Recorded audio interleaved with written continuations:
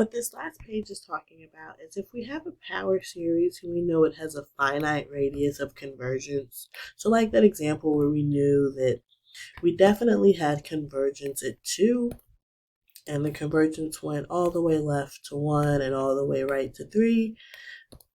But we didn't know what was going on at the endpoints. So I don't know if I need to put brackets on 1 and 3. I don't know if 1 is included, or if 3 is included, but 1 is not, so on and so forth. So that's what we're going to be exploring now. Once we know that we have a finite radius of convergence, what is happening at those endpoints? So I'm referring to this example here. Endpoints, ? We did not know what was happening in terms of convergence. Each one of those endpoints needs to be tested separately. So in reality, there are 6 options for the interval of convergence of a power series. One option is that the series can converge only at a single point. Another option is that the series converges, and if it converges at a series point, then the radius is equal to 0. Another option is that the series converges on the entire number line, which would make the radius of convergence be a positive infinity. We've seen examples of both of those. And keep in mind, this point doesn't necessarily have to be 0. It's just that the radius is 0. And then the 4 other options is, what if the radius of convergence is a finite number r? Then the interval of convergence could be a closed endpoint on the left and a closed endpoint on the right. Say something from C minus r to C plus r, where we do definitely know that the center C is in that interval of convergence. Another option is that the interval could be open on the left at C minus r and closed on the right at C plus r. Again, still always converges at C. Or it could be include the left endpoint and exclude the right endpoint.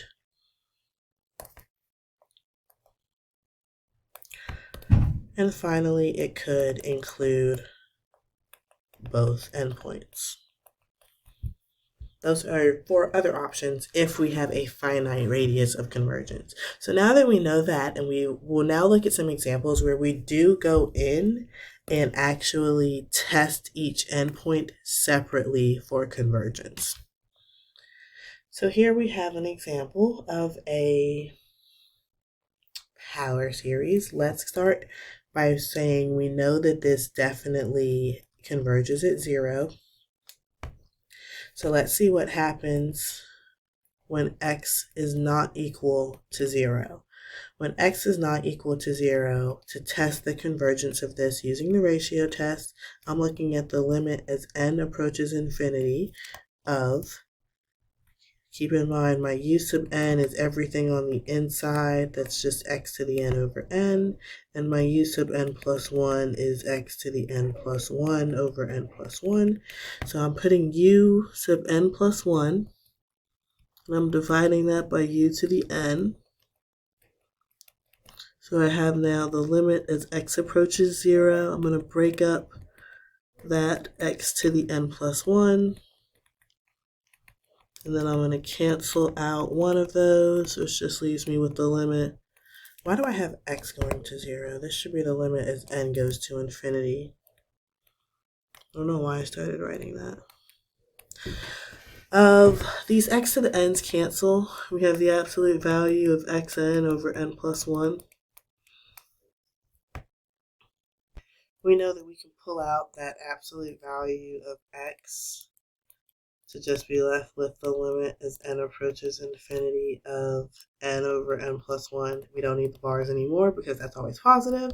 That limit is equal to 1 because the degree of the top, which is 1, matches the degree of the bottom. So I'm looking at the ratio of these leading coefficients, 1 over 1.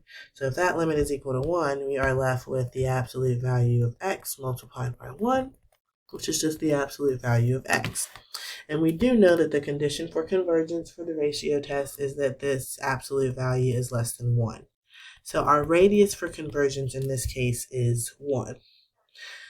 we knew that the interval was centered at 0. So we definitely know that this series converges on the interval -1 to 1. Notice that I did not include the endpoints. And so keep in mind here, because the center, I want to make sure we're clear, because the center was 0, I know that I have convergence at 0, and I just found a radiance of convergence of 1. So I'm going to move 1 to the right, and I'm going to move 1 to the left, which is where I'm getting the -1, 1 from. What we do not know is we do not know what is happening at the endpoints. And we're going to have to go and test that separately. So now I'm going to see what's happening at the right endpoint. Let's see what's happening at x is equal to 1. Go back up to the original series. At x is equal to 1, we have the series from n is equal to 1 to infinity. The numerator is x to the n, so I'm replacing x with 1. That's 1 to the n over n. That's just the sum of 1 to the n, which we know is divergent. That is a harmonic series. You could also think of it as a p-series, but p-series only converge when p is greater than 1. In this case, p is equal to 1. So 1 is definitely not included in the endpoints. So I will certainly be putting a parentheses on there. But let's see what's happening at x is equal to -1. When x is equal to -1, we have the sum from n is equal to 1 to infinity of, careful with your parentheses here, -1 to the n power over n. This is an alternating harmonic series, and we do know that this series converges. We could show that I'm sure we've shown that this series converges before. Yeah, I just looked back in lesson 17, alternating series. We did one very similar to this. This converges by the alternating series test.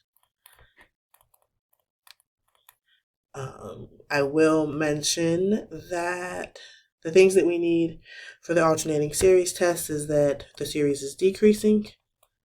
A sub n plus 1 is less than or equal to a sub n. So keep in mind here, I'm just going to take a little bit of space. This is the same thing as -1 to the n times 1 over n. So this, in terms of the conditions for the alternating series test, going to our summary of the series here, this is the a sub n that I'm talking about. So I'm showing these two conditions here to conclude that that series is going to be converging.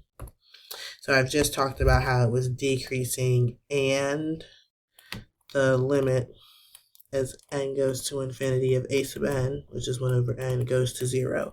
So these two things, 1, 2, tell me that this converges by the alternating series test. So it converges at -1, and it does not converge at x is equal to 1. So the interval for convergence will include -1, and it will exclude +1.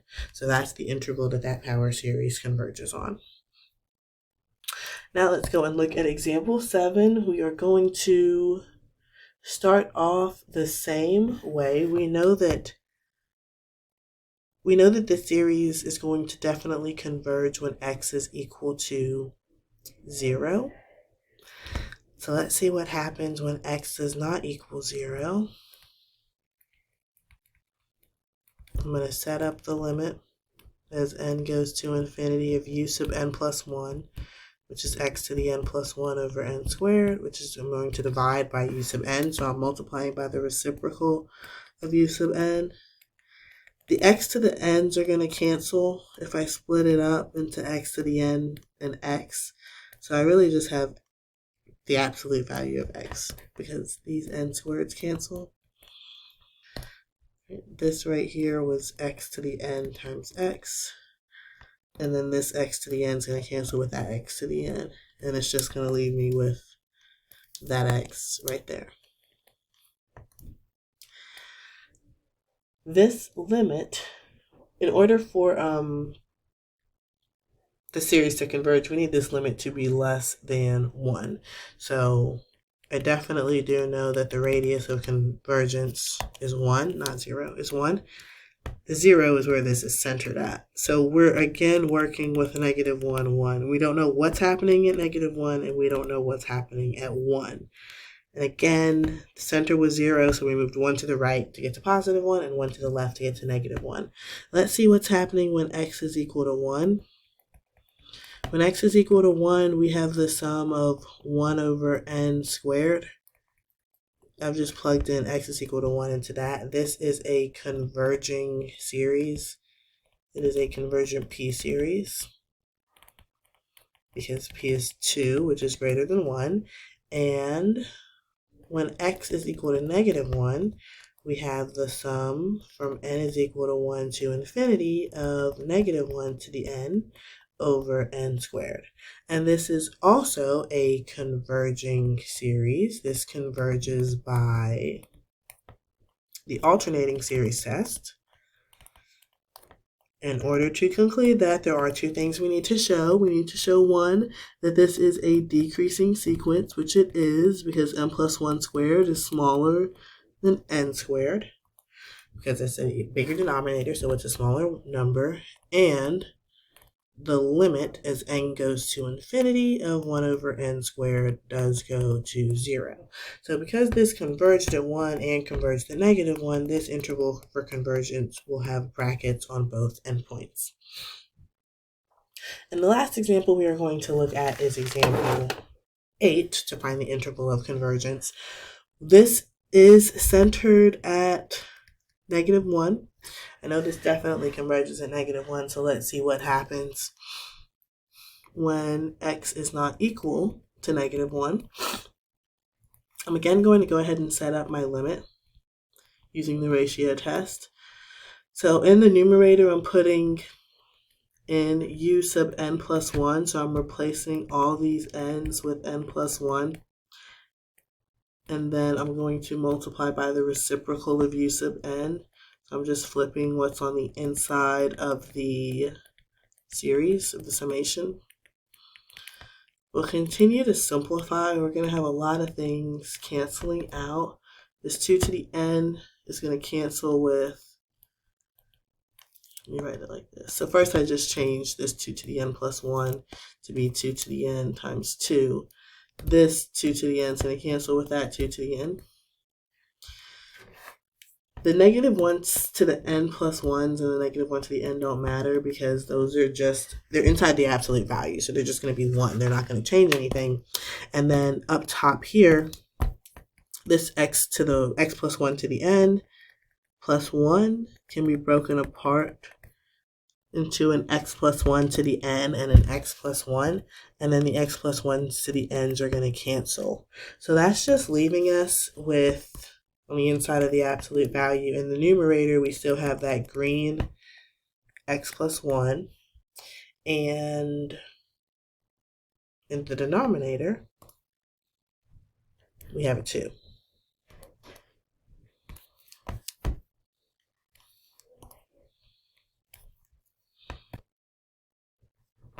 So this series is going to convert, and we could still, you could pull out that absolute value of x plus 1. You're left with the limit as n approaches infinity of 1/2, which that limit is 1/2. So this is equal to the absolute value of x plus 1 over 2, because that's the absolute value of x plus 1 times 1/2. And we need this to be less than 1 in order to have convergence.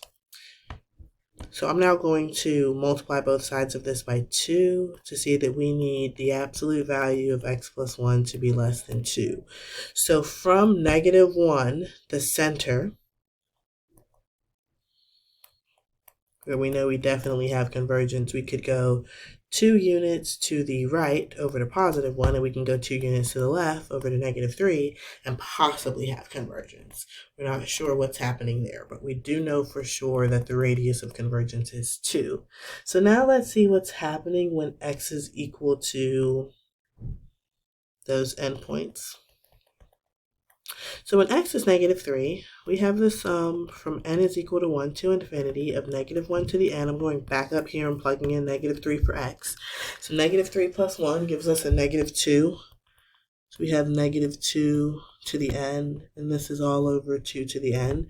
We can simplify what's happening on the inside of this because we have the sum from n is equal to 1 to infinity of, we can combine these because they have the same exponent. So that's -1 to the n and -2 to the n. Multiply those to get a +2 raised to the n power, and this is over 2 to the n. So this is the sum from n is equal to 1 to infinity of just 1. And if we add up 1 infinitely many times, that's going to go off to infinity. And so this diverges. So we are not going to be including -3 in our interval. We're going to leave a parenthesis on that. And now let's also see what happens at the other endpoint when x is equal to a +1. We have the sum of n is equal to 1 to infinity of -1 to the n, 2 to the n over 2 to the n. So I did do 2 to the n because I'm looking at this x plus 1 there. So the 2 to the n's are going to cancel, and we're just left with the sum as n is equal to 1 to infinity of -1 to the n. And this is an alternating series, but this is going to diverge. And the reason that this diverges is because if we think about what a sub n is here, we don't see it, but a sub n is equal to 1. And the limit as n goes to infinity of a sub n, which would be the limit as n goes to infinity of 1, is 1, which is not 0. So that is diverging from the nth term test. So as a reminder, going back to our table on summary of series, looking at alternating series, the 5th row in this table, nth term test, if that limit does not equal 0, and keep in mind here, introducing that absolute value, I only really need to be looking at the limit of the a sub n, which is exactly what we did. Our a sub n was 1. So it diverged at -3 and it diverged at +1. So the interval of convergence for this example here does not include the endpoints of -3 and 1.